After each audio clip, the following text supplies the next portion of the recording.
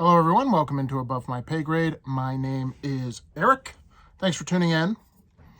I did a video the other day. Sorry I've been off the web the last couple of days. There are currently 19 children staying at my house.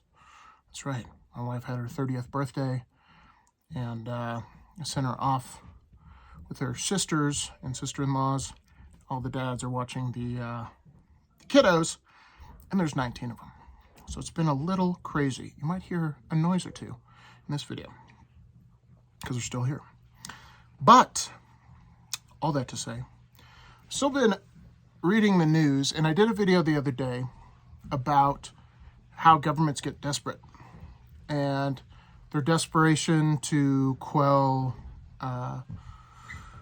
the uncertainty in markets and social unrest is to do stupid things. Now, is this stupidity? We can talk about it till we're blue in the face. Is it out of ignorance, or is it out of maliciousness, or is it out of political, short-term political wins? I don't know. But at the end of the day, I do think the most important thing is for the voting public to understand what's going on and why it's going on so they can vote accordingly when they see these stupid things happening. And one of the stupid things that I said was going to come down the pipe was price controls, right? The president of Belarus the other day just said, stop raising prices, okay? Stop raising prices. And you don't need to be an economist to understand why price controls don't work. First question I always tell people to ask themselves is, if they did work, why don't we use them all the time? Why are they only used in inflationary times? Why don't we just say, hey, you can't charge more than that for a banana? Sorry. So once you dig into that, you'll realize, oh, that's why we don't use that, because they don't work. They cause shortages. But people want to see politicians doing something, and unfortunately, it makes the problem worse. But the UN and so I'm always like, what the heck is the UN and why? I know what they are, but why do they exist? They were started after World War II to help with peace around the world. And I don't know if that's actually working.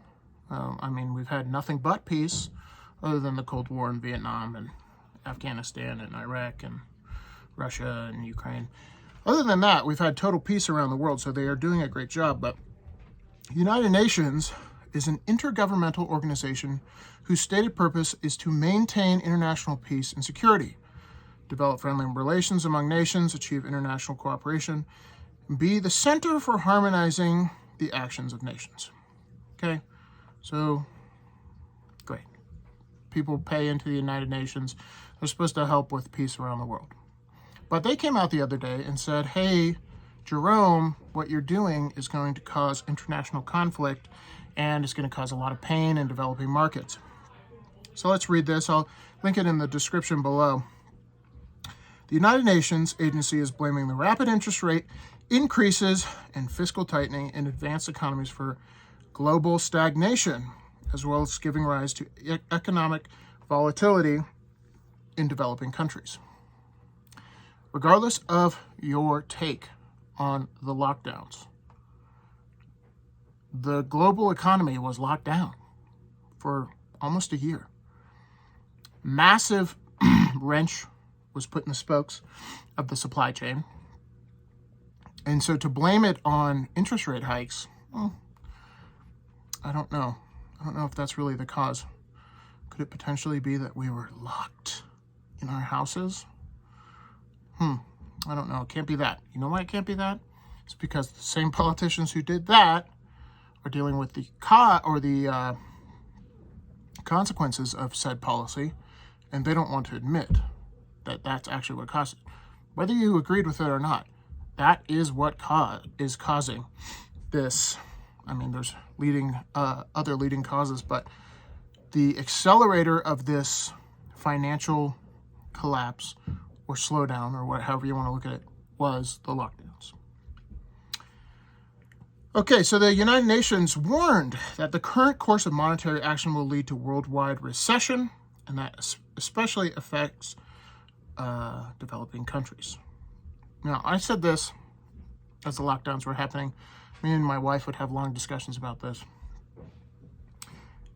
And I love listening to George Gammon. He's great.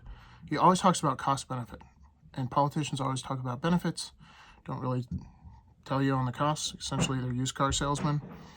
But I had a bad feeling about it. And one of the feelings I did have about the lockdowns was that it was going to cause starvation in developing countries. Because in the West, we're the highest bidder oftentimes when it comes to trade. And people in developing countries are not.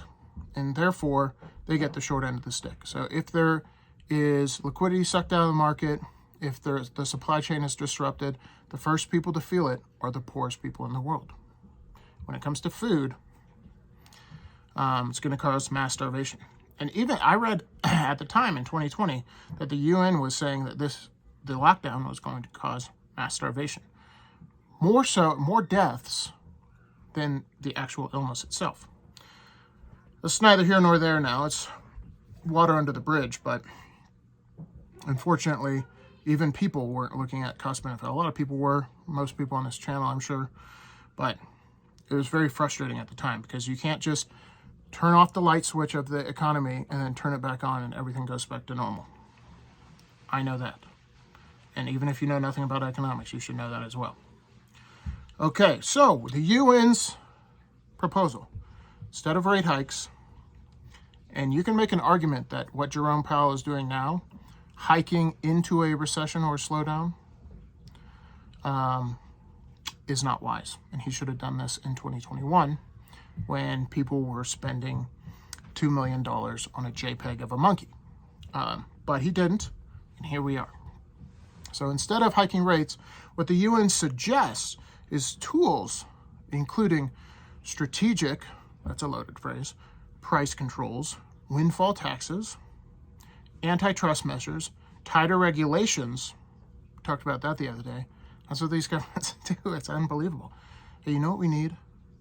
We need to really tighten our grip on the throat of the free market to squeeze blood out of a rock. And that way, prices will go down. Yeah, right. And and tighten regulations on commodity speculations to curb inflation. Strategic price controls. Now, in this fantasy world, UN never came out and said, oh, by the way, Germany, you are totally reliant on Russia. And, if we want to do these strategic price controls, they never talked about being 100% reliant on your enemy for your energy, how that does not lead to world peace and kumbaya. But now they're saying, hey, you know what you can do? Just go over to Putin and say, listen, we're not going to pay that. And he'll say, okay, later. Because he has other buyers, unfortunately, for Germany and for Europe. Further reading, the agency essentially wants more government control on the commodities market, pointing at energy prices as being the main driver for inflation, besides raising taxes for corporations. And that is a nuanced conversation. We could talk about raising taxes on corporations. Governments and corporations work hand in hand often. And so it is a dirty business for sure. But the one thing I know is that price controls do not work. The other thing I know is that politicians will use them because it's the easy button. It's I don't get it, but people vote for it. We tried it in the United States in the 70s, didn't work. And the real question is, and this is kind of an interesting thing to watch, is does Jerome Powell have the guts to do what he says he's going to do? Or is he going to, if something happens, like happened in Great Britain, where the pension funds called the Bank of England and said, hey, what you're doing is going to cause us to be insolvent. And then our pension beneficiaries are going to come knocking at your door. So the Bank of England's like, whoopsie. So they went from quantitative tightening to quantitative easing within 1 week. Now, if something like that breaks in the United States, will Jerome Powell pivot? I don't know. But that question alone is annoying. That's what bothers me. The fact that our whole economy is reliant on that one question. This one guy, the Fed governors, doesn't seem like a free market to me. Let me know if it seems like a free market to you, because it's not. All right, so all I know is the more you educate yourself, the more you realize most politicians do the dumbest possible thing you can do when it comes to economic crisis. So the more you educate yourself, the more you can educate others, and hopefully that voting base can kind of change what is popular in the country. Because when we keep asking for more money from the government, they'll keep giving it. All right, thanks for watching, thanks for listening. I'll see you guys in the next one. Peace.